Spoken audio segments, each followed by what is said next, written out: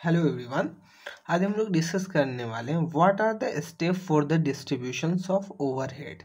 First step, estimations of overhead by standing order through budgeting process.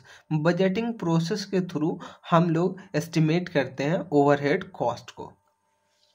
Second step, allocations of overhead directly attributable to department and cost centre.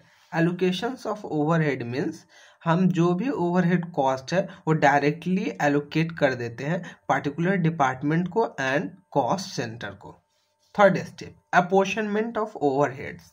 Overhead को जो हम लोग apportion करते हैं, appropriate basis पे apportion करते हैं। वो एप्रोप्रिएट बेसिस क्या हो सकता है? On the basis of benefit receive. जितना हम लोगों ने बेनिफिट रिसीव किया है उस बेसिस पे अपोर्शंस करते हैं ओवरहेड कॉस्ट को।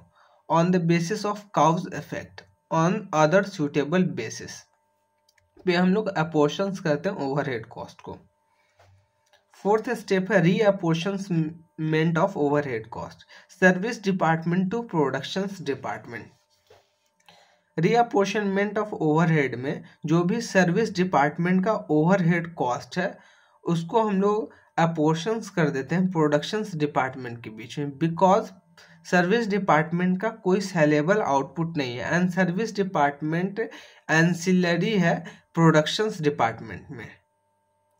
एंड जो भी कॉस्ट इनकर्ड हुआ है सर्विस डिपार्टमेंट का वो तो हम लोग को कस्टमर से रिकवर करना पड़ेगा, बट सर्विस डिपार्टमेंट का कोई सेलेबल आउटपुट नहीं है। सेलेबल आउटपुट मीन कोई भी इसका आउटपुट मार्केट में नहीं बिकेगा, ठीक है। तो सर्विस डिपार्टमेंट का जो भी कॉस्ट हम लोगों ने इनकर्ड किया सर्विस डिपार्टमेंट में वो किससे रिकवर कर लेंगे? प्रोडक्शंस डिपार्टमेंट में हम चार्ज कर लेंगे, सो दैट हम लोग जब कॉस्ट डिटरमाइन करते रहे पार्टिकुलर प्रोडक्ट्स का तो उसमें कैसे कर ले हम लोग कस्टमर से प्रोडक्शंस डिपार्टमेंट का भी ओवरहेड कॉस्ट रिकवर कर ले as well as service department का भी ओवरहेड कॉस्ट रिकवर कर ले।